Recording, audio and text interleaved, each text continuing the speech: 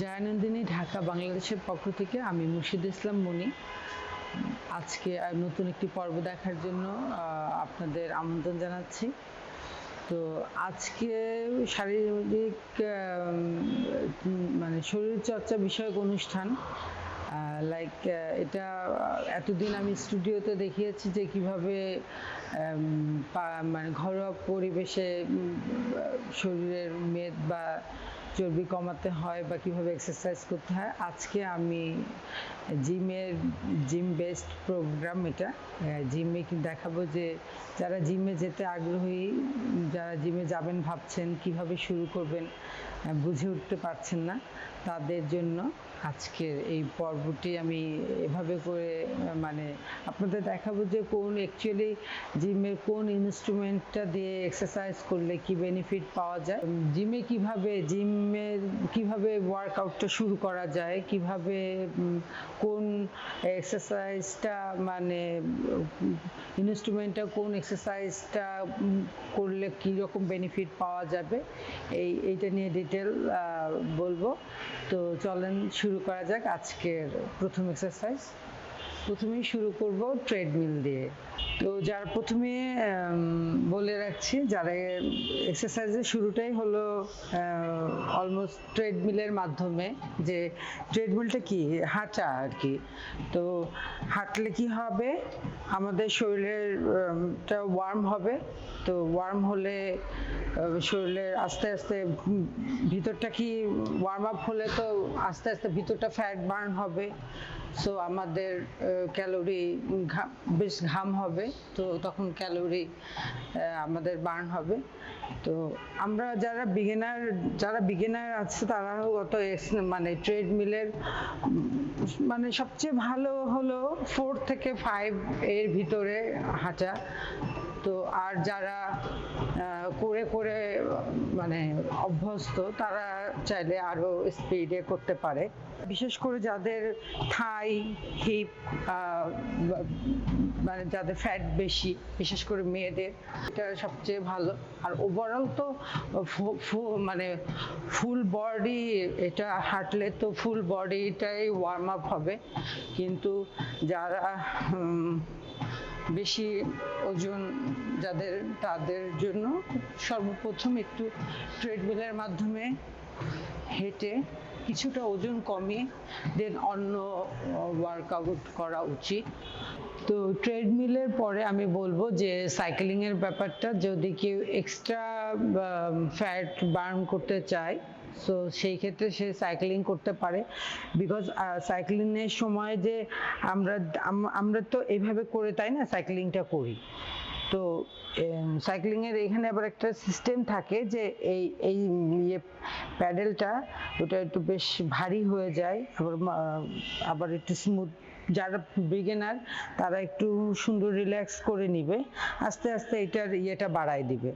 তো এখন এই পর্যায়ে দেখা যায় কি সাইক্লিংয়ে, যে আমাদের যে কোরটা, পেটের কোরটা নিচে হয়ে থাকে। তো সো আমাদের যে পাটা বারবার এই প্যাডেলের মাধ্যমে যে আপ ডাউন হয়, তাতে কি হয়, আমাদের কোর মাসেল মানে কোর যে ফ্যাটটা সেটা বার্ন হয়। এবং এটা হচ্ছে গিয়ে খুব সহজ এবং মানে বিশেষ করে লোয়ার বেলি ফ্যাটের বা আপার বেলি ফ্যাটের চর্বি কমানোর জন্য খুব ভালো একটা এক্সারসাইজ। তো এটা আমরা কমপক্ষে 10 মিনিট করতে পারি। তো এটা করলে হোল বডি এটাই হবে, মানে টোন হবে। প্লাস হচ্ছে কি, বিশেষ করে আমাদের বেলি যে ফ্যাটটা, এটা ফ্যাটটা বার্ন হবে। প্লাস হচ্ছে কি, এটা টোন আপ হবে। বিকজ আমরা যখন এক্সারসাইজটা করি কি হয়, এভাবে পেটটা নিচু করে এইভাবে করেই তো করি, তাই না? সো আপনারা দেখতে পাচ্ছেন যে দুই পাটা যখন আপ ডাউন হয়, তখন পেটের উপরে একটা প্রেশার ক্রিয়েট হয়। তো প্রেশার ক্রিয়েট হলে তো স্বাভাবিকভাবেই এই জায়গাটা যে ফ্যাটটা, সেটা তো যেখানে প্রেশার পাবে সেখানে ফ্যাটটা বার্ন হবে। তো আমাদের দুইটা এক্সারসাইজের পরে এখন আমরা বলবো যদি একটু ওয়ার্কআউট করি আমরা, তো সেই ক্ষেত্রে আমরা কি করতে পারি যে আমাদের যে প্যাক্টেনাল মাসল এখান থেকে চেস্ট পর্যন্ত, সো আমাদের এটাকে যদি একটু রিল্যাক্স ফ্রি করে শোল্ডারটা হয় না যে অনেক শোল্ডারটা অনেকের এরকম, জাস্ট এটা আনার জন্য, টোনিং ভাব আনার জন্য আমরা কি করতে পারি, এই যে এরকম, এখানে অবশ্য 2 কেজি, যদি কেউ এটা সমস্যা হয় তাহলে সে আরও কম 1 কেজি করে করবে। তো সেই ক্ষেত্রে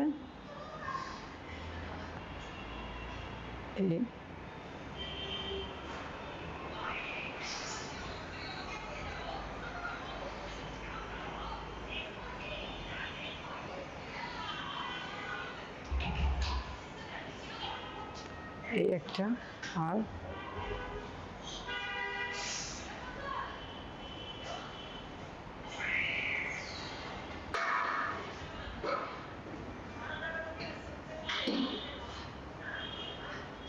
এই একটা, এরকম করে, মানে দুইটা টাইপের, 2 ধরনের আর কি। আরেকটা হচ্ছে গিয়ে জাস্ট আমি একটু পিছন ঘুরে দেখাবো যে বুঝতে সুবিধা হবে, সেটা হলো এটা হাতটা জাস্ট উপরের দিকে তুলে ফেলতে হবে, তুলে এই যে এটা কান বরাবর নিয়ে আসতে হবে, এখানে কান বরাবর এসে আবার উপরে, আবার নিচে, উপরে নিচে।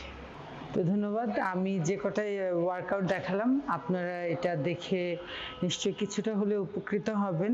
আর এটা আমি বরাবরই সবসময় বলি, আজও বলবো যে এক্সারসাইজ মানে এক্সারসাইজ তো আমাদের শরীরের সুস্থতার জন্য কোনো বিকল্প নাই, কিন্তু তারপরে বলতে হবে যে পরিমিত পানি খেতে হবে, পর্যাপ্ত ঘুমাতে হবে, প্লাস একটা ব্যালেন্স ডায়েট, সেটার কোনো বিকল্প নেই। কারণ আমাদের ডায়েটটা ঠিক না থাকলে যতই যে ওয়ার্কআউট করুক না কেন, তো ওটা ওভাবে রেজাল্টটা আসবে না। সো আমাদের আগে ডায়েটটার দিকে ফোকাস করতে হবে, একটা সুন্দর ডায়েট চার্ট থাকতে হবে, আর পর্যাপ্ত ঘুমাতে হবে, পর্যাপ্ত পানি খেতে হবে, বি পজিটিভ চিন্তাভাবনা করতে হবে এবং এক্সারসাইজ করতে হবে। তাহলে আমরা সবাই সুস্থ থাকবো ইনশাল্লাহ।